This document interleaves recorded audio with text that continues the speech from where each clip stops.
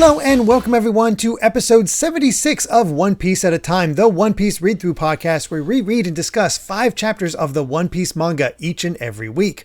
I'm your host, Derek Bittner, and I'm joined by my wonderful co-host and freelance letterer at Shonen Jump, Brandon Bovia. How you doing, Brandon? I'm doing pretty good. I'm, of course, Brandon Bovia, letterer of manga like Dragon Ball Super, Kaiju number 8, and I've got a new series to announce. Ooh. I'm working on... I got a new project in Shonen Jump that'll be. If you're listening to this, it will be out. It comes out the day after we're recording this. So. Oh, nice.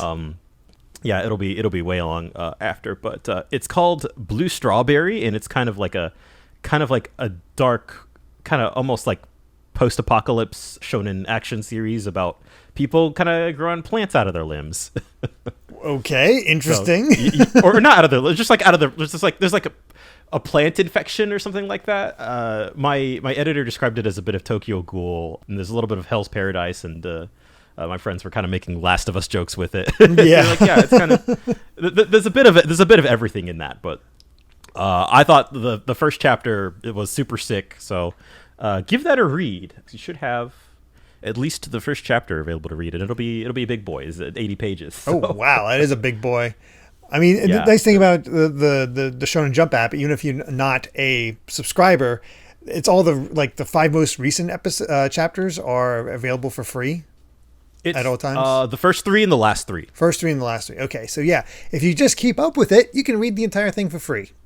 Exactly. Yeah, and that's sort of the cool thing with, I think that's how they incentivize you to get in on the ground floor with new series. Yeah, that makes sense. Which is, yeah. Technically don't have to pay a dime, but of course, if you do pay a dime, that money does go back to me in some way. So, I mean, I think it's $3 now for the Shonen Jump app, and you get that much manga. Yeah, it's still, again, not sponsored. It's just a good service. Yeah, reading all of One Piece. I doubt that you could read it all in a month, but if you were a madman and wanted to do that, you could read the entire thing for $3. That is when you put it that way. Just at the cost of your time and maybe a little bit of your sanity. Maybe. But, speaking of sanity, I think Oda is trying to be kind to us because with this set of chapters, we're slowing down the pace a little bit because it's just been nonstop for a long time now. And bad to worse to worse to worse. Yeah, it's time to take it easy. Everybody just got their butts kicked. It's not looking great, but CP9 is after Franky. But we're mostly in flashback territory, so let's get into that. Not quite yet, but starting soon with chapter 351, KLABAUTERMANN. I think that's how you pronounce it because holy crap. Yeah, German, I assume. It seems like it. Because, where we left off was Franky ready to dismantle the Mary, helping out Usopp because they somehow became friends-ish. Yeah, weirdly. Frenemies. And we basically get immediately into a debate because Usopp, obviously does not want to let that happen. He's like, I'm not letting you near it. He's like, no. Franky's like, that's not a ship anymore. And that's when Franky was kind of explains his motives. What are you going to do after fixing that ship? If you were planning on throwing your life into the sea along with the ship, yeah, that's fine. I'll let you do it. But since you want to go home, I can't let you do that. If it's suicide, I'm okay with it. But if it's not suicide, I can't let that happen. It's kind of an interesting peek into Franky's own kind of sense of morality here, where he was just hey, if you just want to die, like I'm not gonna stop you. But I mean, the sort of like in a way, it is kind of showing the respect that Franky has for both Usopp and the ship. To be like, if you're trying to go home, like I'm not going to let you go on that ship. Like you'll die. Oh, you definitely will die because as he says, the ship won't even make it to the next shore. Everything from skiffs to galleons share a common maxim. I'll get you from this shore here to that shore there. If a ship can't fulfill that purpose, it isn't a ship. And he proceeds to rip off a side of the Mary. It's like, oh God, this poor thing. It's sad to see. It's sad to see, and then on the other hand, it's like, oh my God, Franky, you're just the way he's able to just like hop up on it and rip off a slice of it. You're just like, oh, it's terrible.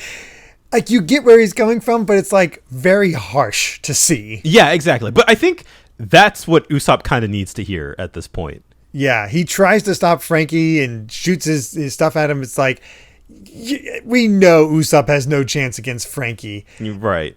But Franky's also not really up for fighting him. And he finally, like, tosses him into the water and forces Usopp to look at the damage and see that there's no helping the Mary.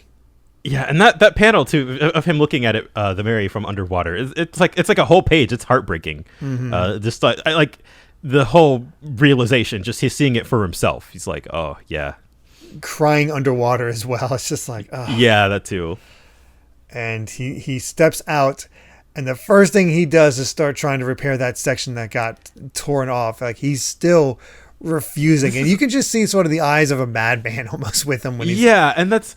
Like, God, you're kind of seeing Usopp like slowly lose it, and we've already kind of seen the signs, the way that he was trying to carry everything by himself, and just it's like this is the one thing he has right now, and it's like he's in too deep. Yeah, he threw everything away dedicated for this ship, and to admit that everybody else was right is too much of a blow to his pride. Yeah. Franky just keeps arguing with him. It's like, you saw it. A hull like that will fall apart little by little with every wave that hits it. If you think an amateur like you can hold it together, no, it's not going to happen. And Usopp snaps back at him. I don't care if you're right. I'm going to send you flying. I knew the Mary was done for. I knew all this all along, but I couldn't admit it. Yeah, which makes sense. And I feel like that really is kind of the almost like sunk cost fallacy of it all. Yeah. of what Usopp's going through, of just, it really feels like he tried his best. He knew what he was in for, but he's just the fact that he's been able to try to keep going this far, I think is, I don't know. It's kind of touching. It is. You can apply this to really a human in a way that, you have this family member or friend that you're just desperate to keep alive and keep around and take care of them and wish them all the best. But at certain points with some people, it's just like, there's nothing you can do. And it's heartbreaking. It's rough to see Usopp in this shape, to see the Mary in this shape. And we actually get a revelation for something we've had a mystery about ever since Skypiea. Yeah. Even though we had just read it, I was like, oh, right, yeah, they did kind of just came and went, I guess is the word. It was just sort of this one-off thing on a chapter in Skypiea. It just seemed random as all get out. You never quite knew how to take it. And it's like, what is all this about? But seeing that figure in the night fixing up the Mary and the hammering was sort of what confirmed to him that it's what was done for, especially because there was apparently really lousy repairs. But it was the mystery of like, how did the person who fixed the ship know what the Mary looked like originally to fix it? But he also heard these words in his mind, like if they were said directly or just imagined it or whatnot. And it's just these words saying, it's all right, I'll carry everyone a little bit farther. And he truly believed that was an incarnation of the Mary. Mm-hmm. God, Usopp. Yeah. We just get more of the explanation, and he's like, yeah, you probably think I'm crazy. You don't even believe me. And Franky is like, so you saw a guy with a wooden mallet and looked like a sailor, right? That's the KLABAUTERMANN. And he's like, what? A legend passed down among sailors, a sprite who lives only in ships that have been truly cared for and treated well. An incarnation of the ship that when misfortune befalls the ship, he runs around and warns everyone. He says that sometimes they say he saves sailors' lives, but this is the first time he's ever heard of anyone who's actually seen this sprite before. It's a sign of the ship being grateful to the crew. Which is, oh God. It's like, oh God, Mary has a soul. Yeah, but that's basically what we got confirmed, is the Mary has a soul, is at least at some point it was somewhat sentient. I recently showed you a interview with Oda that I just happened to stumble across. It was perfect timing for all this. Where Oda said has said in interviews later that this was the point where he feared people might lose interest in One Piece. Because as if this concept was too fantastical. Yeah, this concept was just too far beyond what anything they've established. And granted, there's been some fanciful things. So it's very fascinating, the idea that the Mary has a soul, essentially. What might be too far for people. Yeah, it's weird because when you think about it, like, I mean, the ship is as much like a part of the crew as anybody else. And that has been a part of the crew longer than really most of the other characters in the series. Only the first four are there longer, or in equal amount of time to Usopp. So yeah. So it's like the Mary has just been a presence since pretty much like the entire story. So I think I don't know, like there's as much of connection to it to the reader as like any other character, as far as I'm concerned.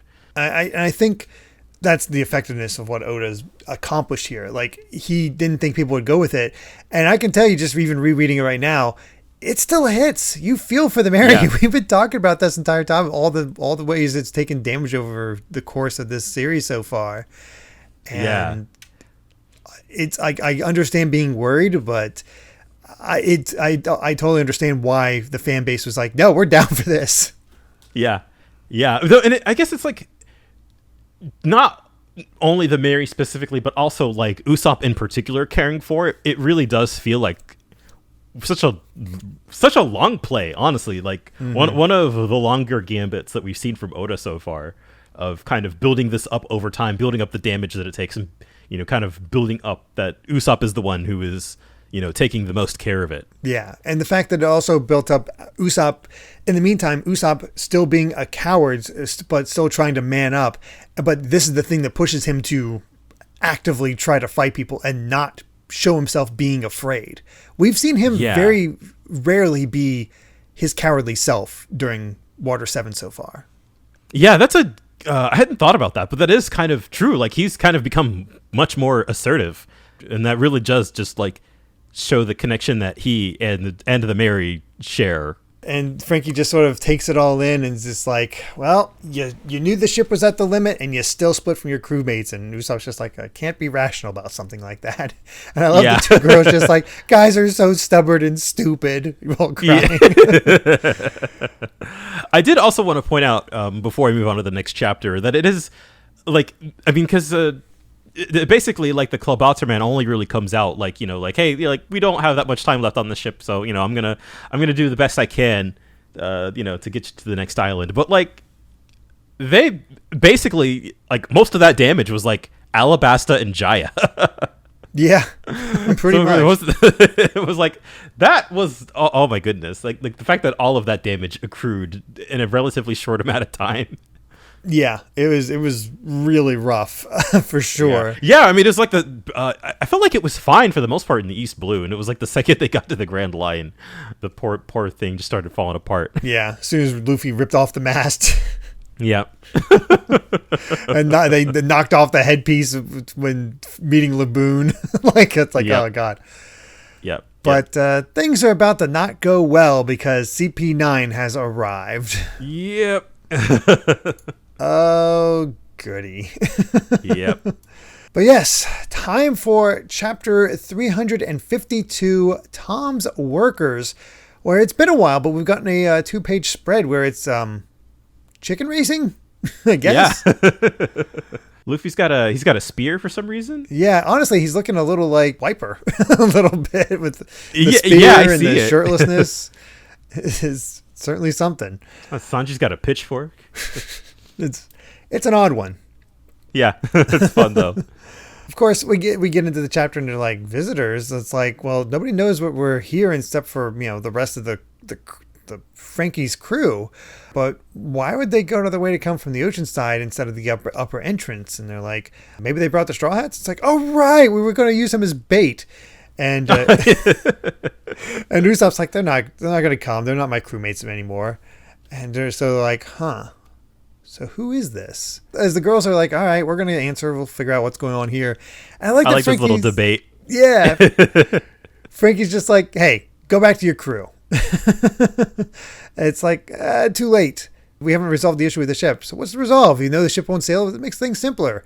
Leave it with me and I'll dispose of it and you'll go. That way you don't have to worry about it. Since it's obviously going to bust you up to take it apart yourself, I'll do it for you. And Usopp's like, no, it's my problem. Like, they're still arguing about this, even though they kind of understand each other. Yeah. It's still, I really like Franky's point here, where he was like, how'd you feel if your stubbornness caused it to sink into the middle of the ocean with all of you on board? Like, do you really want, like, the Mary is basically, trying to get you to safety, and here, you are insisting to put it in danger or to put you in danger with it. Mm-hmm. And I forgot about this, but Usopp also puts the same sort of analogy that I used. Like, if you had a friend on his deathbed, you'd just say, sorry, nothing I can do, and leave. And it's like, it's like, you're changing the subject. It's that kind of situation. It's like, no, I get it. It feels like a debate between friends, like they're between a couple of drinks at a bar. Uh-huh. I get the argument, but it also is like, oh yeah, I mean, I see both their points, but yeah, exactly. I think Usopp, I still believe, even at the time, that Usopp could totally return to the crew. Like, it hurts his pride, but I think he could totally manage it. It's just have to suck it up a little bit. Yeah, I mean, hey, they're trying to get back Robin, who is like actively a criminal at this point. Actively trying to implicate them in assassination. Yeah, you think they wouldn't take Usopp back? Like, of course they would. But yeah, of course, Usopp would at this point, with all the thinking about all the trouble he's caused, he would have too much pride to say it. Yeah, to ask to be let back in. Yep. But enough about that, because our two girls, Kiwi and Mozu, just got kicked through the door by Khalifa. Yeah, Khalifa kicks one of them in the neck. Yeah, it's knowing what they can do. That's too extra. Let's hope they're alive. Yeah. Franky's immediately set off as like, "What are you guys doing here?" And goes to fight Bluno. He's like, "Oh, that suit looks dumb on you. What are you doing here?" Yeah. Yeah, he's kind of got to get caught up a little bit, and it's funny that you mentioned like that. There's like, oh god, I hope that they're still alive. Like Bluno goes in for the kill here with the finger gun or finger pistol, and then Lucci is the one who has to be like, no, like, we're not killing him yet. Yeah, because bring it back a bit. At first, it seems like Franky's like doing pretty well because he's holding up Bluno in the air, which is very impressive looking. But you honestly, see that finger. Yeah. It's like, what's going on here? And they're just like, okay, we got Pigeon Freak, Bluno, the secretary, and even the Bumpkin. What do you get? Some sort of super group? Yeah, I mean, it is kind of fun. Like, imagine kind of some guys you knew randomly around town, and you were sort of friends with the guy from the bar, but like the rest of them is like, whatever. It's like, now you're all dressed in suits and beating up my girls and invading my secret place. A costume convention in town. And Lucci, as always, has to be the one to talk. This is only a cover. We're secret agents. Give us the blueprints. Yeah, because your real name's Cutty Flam. Yeah, you're Tom's other apprentice. You were supposed to die. Just give it up. Yep. And Franky's just doesn't even bat an eye at this. He's like, oh. I love that he asks about Iceberg first. Yeah. Rather than confirm anything that they're assuming, he just asks, is that idiot Iceberg doing well? We killed him. Oh no. Yeah. Yeah. And that shakes him up. And that's when he remembers the Tom, and they're just like, yeah, from Tom to Iceberg, from Iceberg to you passed that thing down, and we finally found it. So hand over the blueprints for the Pluton, Franky. And Franky, of course, immediately tries to fight back with his rocket punch, and nope, does not do anything. He gets bashed into the back of the wall for his troubles, and just not looking so good. And Usopp's immediately like, oh god, he's fast. Blacks out. It's kind of wild seeing it from, like, you see it from Franky's perspective, that he's just like, his eyesight goes out, and then he's just Lucci's just too fast for him. Yeah, takes him out in one go, which is, I mean, we saw him fight on even footing with Luffy earlier, and he got taken out that easily. My God, these guys were holding back during that fight. Yeah, exactly. And even, like, Bluno was kind of, he was ready for the, he had the finger pistol ready, but, like, in terms of, like, hand-to-hand, I don't know if Bluno was using his iron body or anything, but, like, it seems like he was kind of going blow for blow for a second there. But yeah, no, Lucci is just completely dominates completely overwhelming it all. But happens to be that Franky got punched through a wall that shows a drafting room where Cutty Flam, Iceberg, and Tom are all shown. And Franky actually stands up after that massive punch, and he's like, "No, don't touch any of that. This is our memories. This is where we were raised. The shipbuilding company, Tom's workers. The warehouse is falling to pieces, but this is where the best shipbuilder in the world used to work." And we just end with a picture of our first look at Tom, who turns out to be a fishman.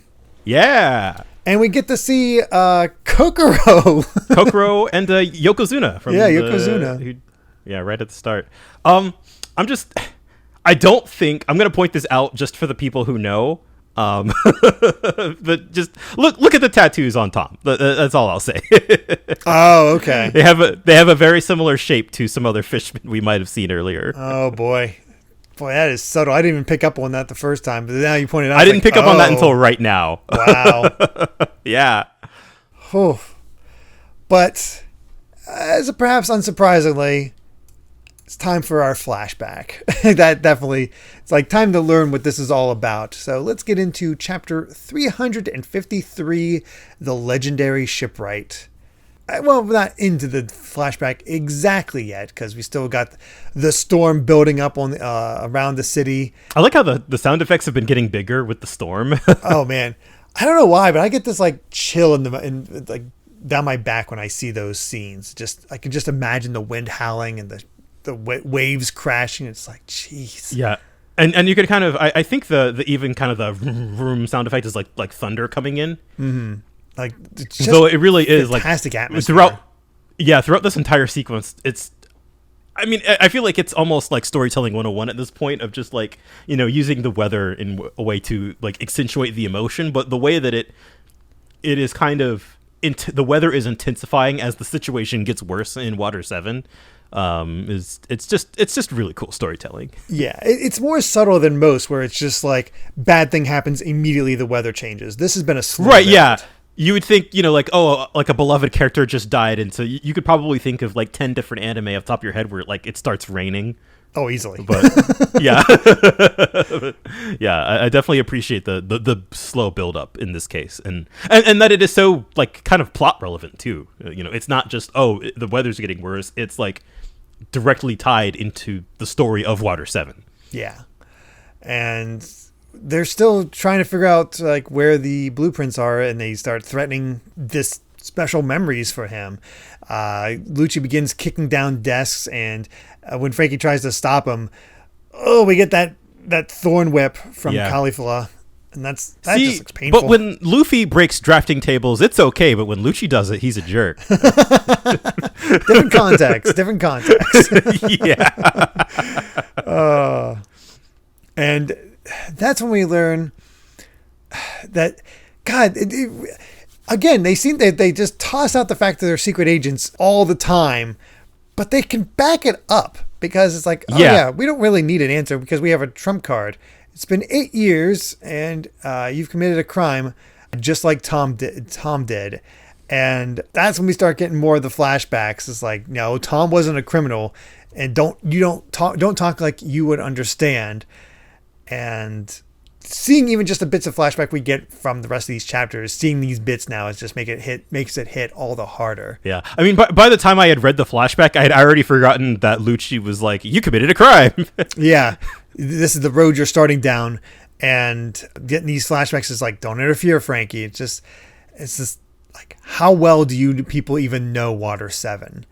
And man, that's when we flash back 22 years ago, Water 7, and we get to see Franky, age 12, which turns out he's 34. He's our age. Well, my age. Yeah. Closer to my age. Yeah, a little older than me. Yeah, that's actually interesting. I didn't put two and two together there, but it's interesting to have these older characters when Franky doesn't feel like an older character, Yeah, I mean, he acts in a very similar way to Luffy, despite being, like over 10 years older than him. Yeah. One detail, I forget if the manga itself has actually brought this up, and They mention in kind of like a little bit of throwaway dialogue here. I think maybe at least a little later on, like later on in the set of chapters in the flashback, where they mention that like the great age of piracy had like just started. Yes, I think they do mention it at one point. I forget where, but I think it is more or less that was 20 years ago when Roger got executed. I don't remember if that got brought up before. I don't remember if it gets brought up before, but I think it does get brought up during this set based on events that we'll see. But first, we got to start out crazy as 12-year-old Franky has built a ship and is trying to take on a centipede-ish sea beast. It looks horrifying. Yeah, it's very scary. It does not go well, and for his troubles, he gets bumped on the head by Iceberg at age 16. I'm surprised that's the only injury he sustained. Right. Is like, you're supposed to be helping Mr. Tom, not building these rattle traps. And we get sort of this rivalry between the two. It's like, shut up, you're stupid, Berg, and these are my precious battleships, Battle Frankies. I don't know why there must be something to the Japanese for that, why it's called Battle Franky or something like that, because I don't know. Oh, that's a good point, actually. There's a little bit of that I think I'll point out later, but the Battle Franky thing, I'm not sure where that comes from. Okay. Yeah, since he's not calling himself Franky at this point. Yeah. Yeah, I'll have to look into that. Iceberg wants him to get rid of all this stuff, while Franky is like, it's a scrap heap island. I just want to build what I want to build, and I want to build a weapon a ship that'll beat a Neptunian. I love the detail, by the way, like on Scrap Heap Island, like this. It almost feels like a like kind of sci-fi-ish almost. It's just like the amounts of just like metal and technology that's lying around here. Like it could be, I don't know. It could feel like something out of like a cyberpunk anime where it's just like, oh yeah, this is the junkyard where all the scrap metal is. Yeah. And then we get like a truly impressive display from Tom. Yeah, this is rad. I forgot this is how when you first see him. Like he comes in with a fully completed ship. Says, does this basically his catchphrase, as we'll learn. Real men do it with a boom. Tosses up a ship. Then the 3 masts that go into the ship, they go perfectly in place and land, bam, right in the water, all set to go. Holy crap! What a complete mountain of a man. I'm like, wow, that's I forgot how awesome Tom is. Like I remember for the most part what his role in the story is, but just his personality is just so like he's just like a cozy old man. He's got. I mean, he's rocking the dad bod. Like he's got big dad energy. Oh yeah, definitely a dad bod where there's very little to like anything under the belt, but above the belt, he's just all there is to it. But he's a longhorned cowfish fishman, so. I guess that's pretty powerful. But then, of course, there can't be any freaking random thing for no reason in One Piece. Yokozuna returns from the very beginning of Water 7. The frog that was challenging the train, which itself is very interesting because he's Tom's pet, yet he's challenging what we'll see by the end of the set of chapters, Tom's life's work. Yeah, and the fact that like even seeing like Kokoro was basically like just down the road. Yeah. When the Straw Hats first encountered Yokozuna, so it does feel very like, and that's just some of my favorite thing about One Piece with the way that Oda tells his stories and the way that he's kind of doling out information to you slowly over time. It's like these characters in this world it exists outside of like the purview of the Straw Hats. Mm-hmm. And so like you can sort of you get bits and pieces of what like existing relationships were like, and it just makes it kind of fascinating to watch. It just see unfold each time. You never quite know how all these elements are going to tie together, but exactly, you never doubt that it comes to a point where you just have to not doubt that these are just throwaway things ever. Yeah, very little is throwaway about this world. I like that. Tom is actually taking an interest in Franky's battleships. Like, it's number 8. He's like, that's cool. That's cool. And he's like, I was so close. Like, Franky's really excited to tell Tom about all of this. Meanwhile, Iceberg's still giving him heck for it because he's like, your moron key. We got Idiotberg and moron key. because, and Iceberg is very against the fact that Franky just makes weapons. But that's when, Kokoro comes in. I love this beautiful secretary in quotes. Beautiful secretary. She's like, she certainly has a better figure at this point, but her face being the exact same is so funny to me. I know, it's such a good reveal. It's just like that's just how she looks. Yeah. They start talking about the state of things at Water 7, where we got lumber coming into the city, but they were attacked by pirates, and the amount of pirates is growing remarkably because the Pirate King was executed. So it really started. I forget exactly how long ago it's been going up by now, but it's the Age of Pirates has truly begun. And they just sort of break down the affairs. It's that the Laguna floods. The city has to get its timber from and iron from other islands, but because of the dangerous seas and the pirates, the trade is just getting completely hindered. And we get to see a very different Water 7 because we see brawls breaking out in Water 7 because the shipyards are stealing from each other, stealing each other's customers, starting fights, losing their jobs. And we see the fish coming up to the water because the city is sinking. It's such an interesting contrast knowing now, like the reader knows what Water 7 is like now. And it's like this huge, prosperous metropolis. And so it's interesting that there was such a time where it was, I don't know, basically, almost something like Roguetown almost. Yeah, and we see that, we know that Iceberg is the one that somehow brought them all together. Yeah, I was just about to say that. So it's an interesting place to start from for this flashback to see where we're going to end up. And that's when we get the reveal that, man, we keep meeting these, not crew members in this case, but the reveal that Tom is the one who built Gold Roger's ship. Yeah. Which is, I guess, something you wouldn't ever really think about, right? I mean, I guess I don't say it right here. Just the awesomest pirate ship ever. I guess you can sort of suspect at that point, but yeah. Yeah. But we do get that confirmed, so I don't feel too bad about that. It's on the next page. But instead, he's building something else. But he's cooking something. Yeah, I like this idea from Tom. It's like, there's no such thing as blueprints for a pirate ship. If the sailors who board that ship run up the skull and crossbones, then it's a pirate ship. But if they fly a seagull flag, it's a navy ship.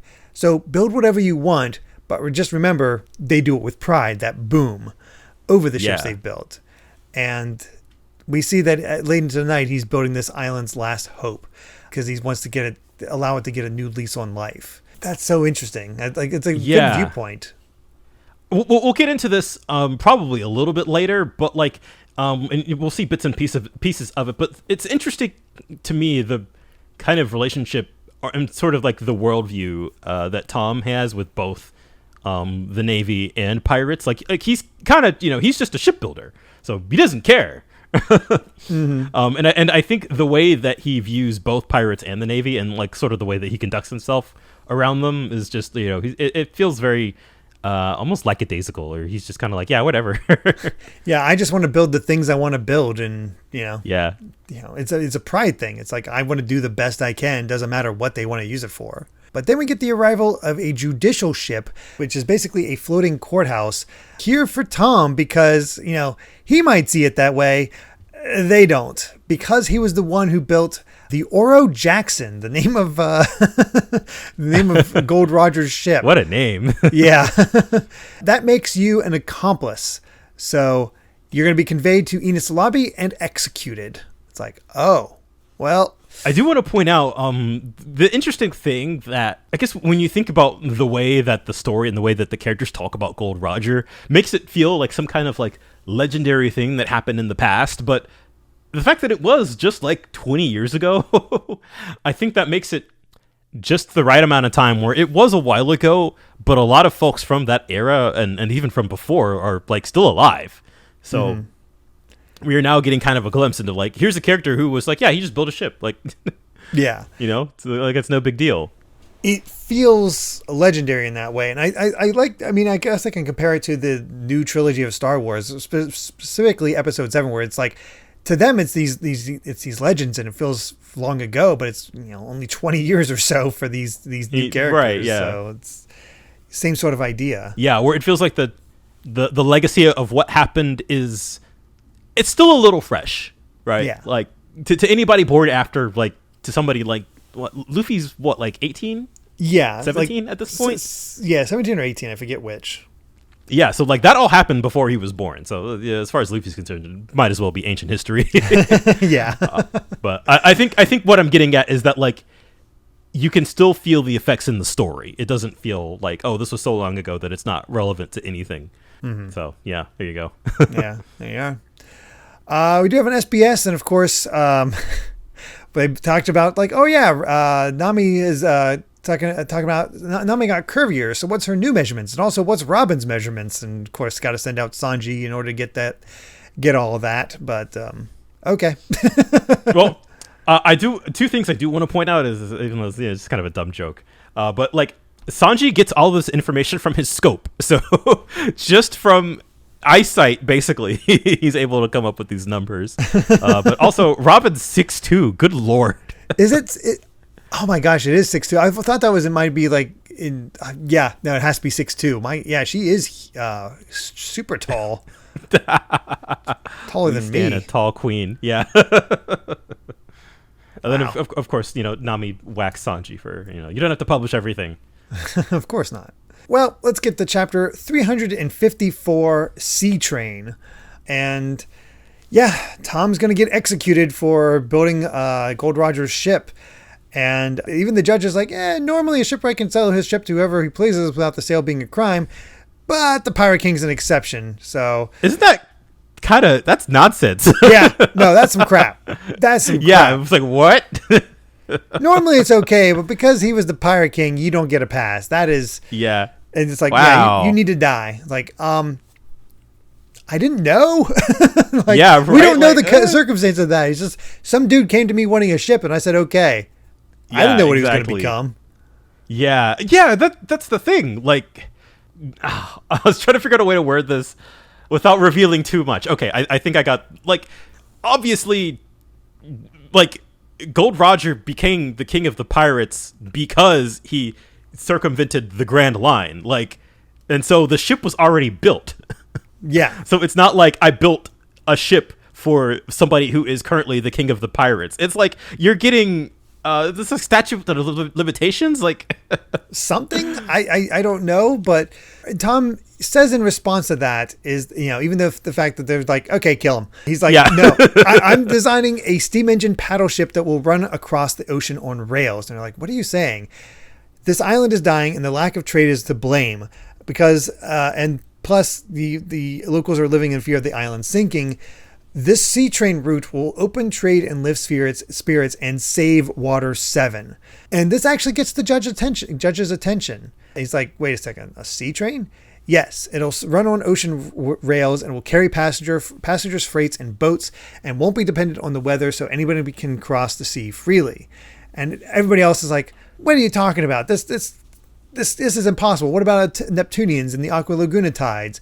Everything will be sunk. And we get kind of a breakdown of how the Puffing Tom works. Yeah, because we hadn't actually gotten this explained yet, really. The sea train only uses the rails as a guide, as though it's pulling itself along a rope, so it won't need a log either. The mechanism that will fit between the rails and the paddles and give off a discordant sound that drive away the fish when the train passes. And this makes sense because he's a fish man. So of course he knows that sound and can see it in action. That makes sense. And the route will connect us to the islands of St. Poplar, Poochie, and San Faldo, and we'll be able to develop all the island's trade and industry if we do that, which starts, you can see the hope getting done there. And he's like, the blueprint's almost done, but building it isn't a task for any old shipwright. And the judge immediately asks, like, could you run into Enid's lobbies? Yes, I can. And that immediately catches their attention. What's in it for me? Yeah. He's like, this sea train is the hope of Water 7. And the judge is like, okay, how long? 10 years. Build it. It's like stay of execution for 10 years so you can develop the sea train project. Yeah. Well, and I love on the next page, he's just, he's laughing it off. I survived. Talk my way out of it. Yeah. And Kokoro is like, oh, I thought you were really going to die there. It's like, nah, it's all right. If all goes well, it looks as though they'll forget about the Roger incident. So it's fine. And it's interesting though, because Iceberg is like all for it. It's like, they bowled everyone over. This is great. But Franky is actually kind of upset by this. It's also interesting. He's already going by Franky here. I forget where he changes from Cuddy Flam to Franky. I know they say it at some point, but they do say it. Although maybe it's like a nickname at this point. It could be that, yeah. But Franky is actually upset by the whole situation because Gold Roger's ship, as you said, circled the Grand Line. It's the only ship of its kind in the whole world. It's amazing, and Tom built it. So why does he have to be executed for it? And all these people were acting like it was natural when they couldn't even build a raft. Franky even shouts out that the reason that they're stuck with all this scrap is because the townspeople chased him here because of Roger's ship. And why should the best shipwright in the world have to put up with stuff like this? Like he looks up to Tom that much that he sees this injustice and just can't understand it. I think going back to what Tom said earlier about just like, you got to build ships with pride, like it doesn't matter like who it's for, you have to have pride in the things that you build. And I think that is why, the fact that like he's become infamous for building Roger's ship, and he doesn't really care. No, he just laughs it off, which pisses off. He's Franky proud even of the more. things that he made. Yeah. Yeah. I also love this subtle thing that we get an explanation for why Yokozuna does the I forget the breaststroke or whatever it is. It's because Franky taught him. Yeah. Doesn't say a word about it. Just nope. Franky taught him. It's a cute little panel. Iceberg's like, get rid of him. He's an idiot. Get rid of him. Yeah. And Tom's like, nope. He's a coworker. We build ships together. He's got a big mouth, and the things he builds are shaky. But he's already a better shipwright than half the workers on this island, which is high praise. Yeah. Yeah. And we get a bit more of Franky's backstory because a 10-year-old built a cannon out of rubbish and asked to be taken in because he got thrown out. His parents actually tossed him overboard because he was an unmanageable brat. Wow. And they happen to be I forgot themselves. that detail. It's like, oh my gosh. That's a tragic backstory in its own, but it doesn't seem like he cares. He's like, despite all this, Franky doesn't seem to care. He just wants to build his stuff. Which I think kind of makes him similar to Tom in that respect. Yeah, a little bit. Tom truly believes that both Iceberg and Franky will become shipbuilders of renown, something that was known worldwide. They're going to start work on the train, and Iceberg doesn't think Franky will help. It's like, he's free to do what he wants. So he's a very kind teacher when it comes to this sort of thing. Yeah. I know One Piece is all like full of found families, but this found family in particular really... It just warms the heart. There's something so like actively antagonistic about it, but like that. That's what makes the kind of the heartwarming stuff hit all the harder. Mm-hmm. Like they're constantly fighting. Like Tom and Iceberg are actively working on this whole project while Franky is still building his Battle Franky number 9, and still eating together, laughing, making tar. Like we get to see the process. And I kind of love it when we have panels like this where it's just... Yeah, there's just there's 4 pages dedicated to them building the sea train. Yeah, and Franky even actively helps out with it. Like, it's not like he didn't do anything. And we see the trials and errors. We see the train capsizing at first and blowing up and still figuring out how the heck to get this to work. I don't know. It's just something cool about it all. And yeah, you're seeing the passage of time, and just like even that last panel where it's like covered in snow and stuff. Yeah. Yeah, it's incredible. And after that whole set of panels, it's been 10 years, and it's just gotten worse for Water 7 in that amount of time. Even the president of the number 4 shipbuilding company tried to kill himself because of an accident last month. There was no materials and lost 50 men to sea because, just couldn't get them. Like it seems truly hopeless because of just the pirates and the weather. But they finally completed the sea train, and it's time for its trial run. And there's Kokoro in her outfit, ready to take it all, ready to go. And we get to see the puffing Tom as everybody rides, and they're crying as they're all are scuffed up, bandaged up, cheering like crazy. But they finally managed to do it. That shot of the sea train like across the ocean is just beautiful too. Mm-hmm. It's really cool. Like it's one of those hopeful chapters. Like it really is, and I think one you could basically say like Tom basically saved Water 7's like entire economy, but knowing what we know now about like what Iceberg's role in it was, and kind of how he brought everything together, it really feels like he's kind of like carrying on Tom's legacy. Yeah, absolutely. Yeah, it makes sense why Iceberg is so respected now. Yeah, for sure. Well, time for our last chapter for this set, 355, Spandam. And, things are at their best, but this is a One Piece flashback. Things are about to go terrible. Basically, it's explained that Tom had that 10-year stay of execution, but they completed the remaining 3 tracks over the next 4 years. So it's actually been 14 years since that whole execution was supposed to happen.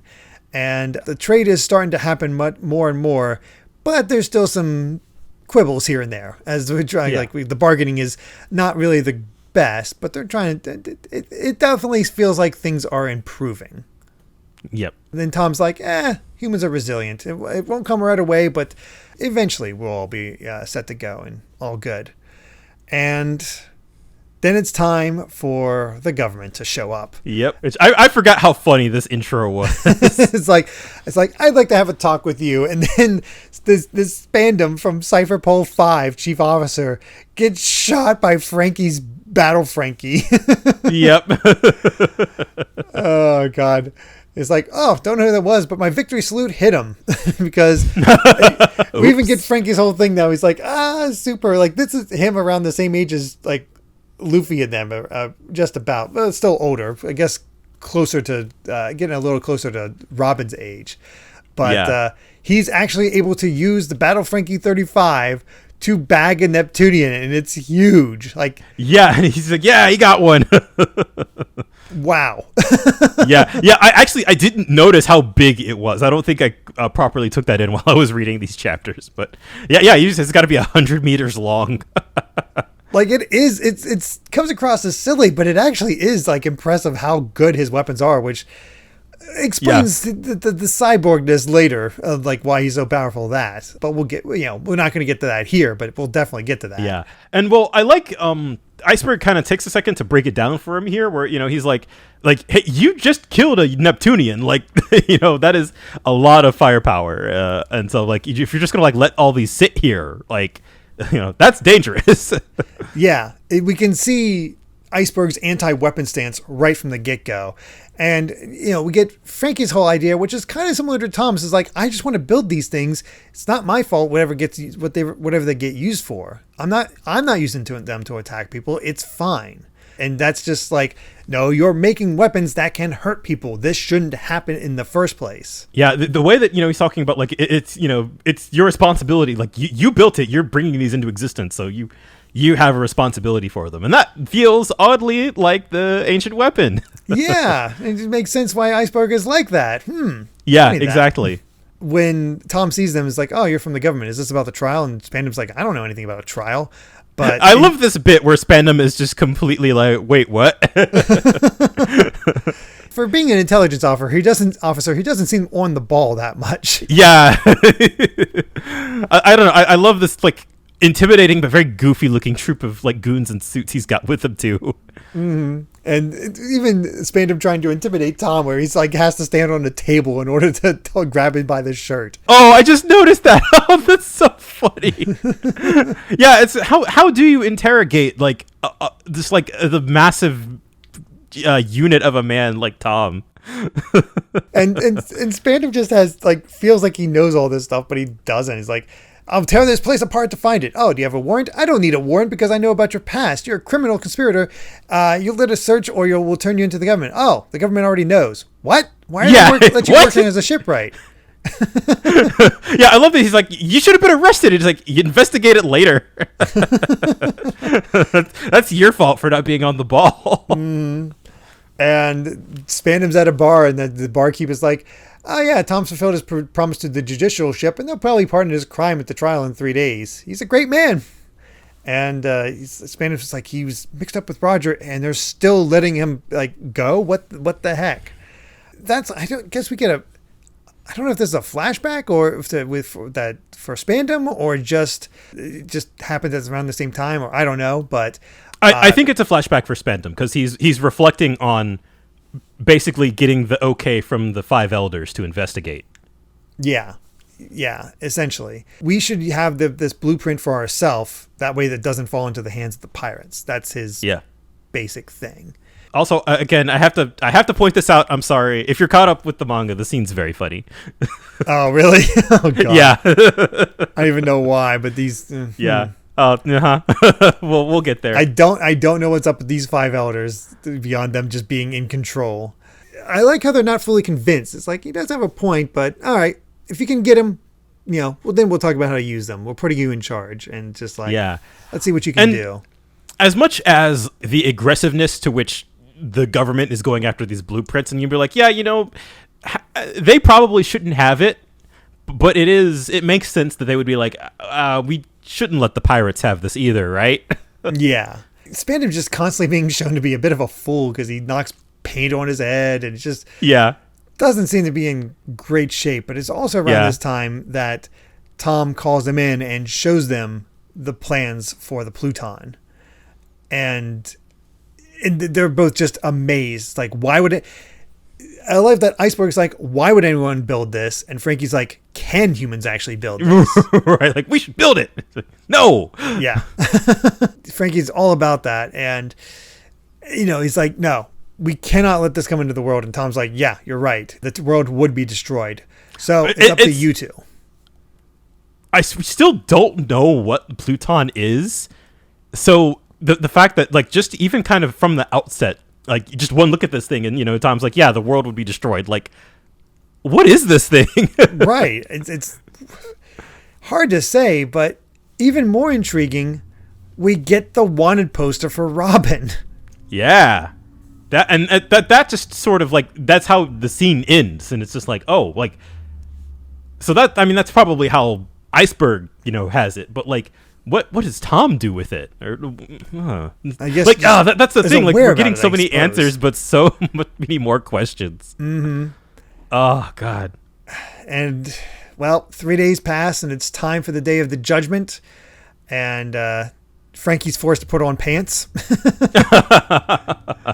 And Franky still holds that belief. It's like, we're celebrating just because some idiots declared the boss innocent when he was innocent to begin with. Time to go up and get judged, and even the judge is like very cordial. It's like, yes, I've written it. It's brilliant. I don't think anybody will have any complaints about him being pardoned, and it's just very nice, very nice. Yeah. And then, of course, something explodes on the ship itself, an attack on the judicial ship from apparently pirates. And they think it's pirates. Yeah, and then we see that it's actually a fleet of Franky's battle Frankies. Yep. All it took was one chapter for Iceberg to go, like, hey man, maybe don't leave those lying around to, oh no, it's the consequences of my actions. Yeah. Everybody's getting attacked. Franky's like, who's using my ships? And it's like, oh no. We know it can't be Franky, but what is up with this? And even Tom's like, was it the pirates or the government? Mm-hmm. And they're working to go stop them. And of course, Spandam's the one behind it. Up to no good. Yep.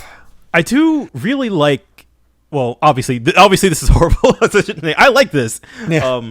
But sort of, I think tying the story of the ancient weapon to the story of, like, Franky himself building weapons and him kind of having to learn what having to kind of deal with the weight of the responsibility of, like, again, it's like what Iceberg said, like, you brought these into the world, you're responsible for them, like, tying that all into it feels like a microcosm almost of, like, this is sort of equivalent to what the danger that Pluton would bring if they were to build it. Yes. And it's like a similar example, basically. You might have built it just because you wanted to see if you could build it, but this is still something that's extremely dangerous and you shouldn't be built. I wonder how Oda feels about nuclear weapons. Gee, I wonder. It's an interesting conundrum. It really is.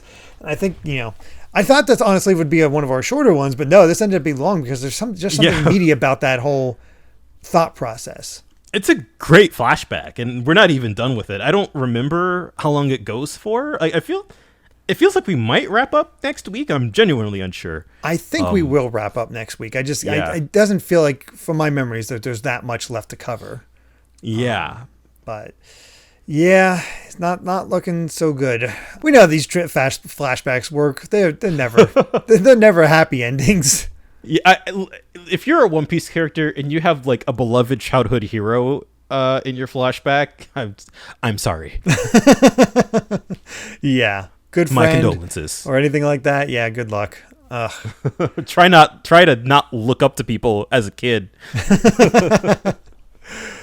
But we'll see how that all goes next time, because with that, I believe we've said all we've wanted to say about chapters 351 to 355 of One Piece. Thank you so much for listening, and you can find more of my ramblings and stream VODs over at BitNerd Games on YouTube, or BitNerd with an underscore at the end on Twitter. And Brandon, where can everyone find you at? I'm at Brandon Bovia on Twitter, again, for as long as that website continues to exist. Who knows? Yeah. Could be 3 months, could be 3 years, who knows? But of course, talking about anime, manga, games is my job. Like I said at the top of the show, I got a new Shonen Jump series that should be out by the time you're listening to this. So, and go look up Blue Strawberry. I think it should be a pretty good time, having only seen chapter 1 and finished chapter 1 at this point. But I think it's a darn good introduction. There you go. And if you'd like to help us out more, you can support the podcast over at patreon.com/Derek Bittner. That's DERRICKBITNER to listen to the next episode 3 days early. And make sure to return next time as we discuss chapters 356 to 360 of One Piece. Until then, my friends, bye. Remember to take life one piece at a time.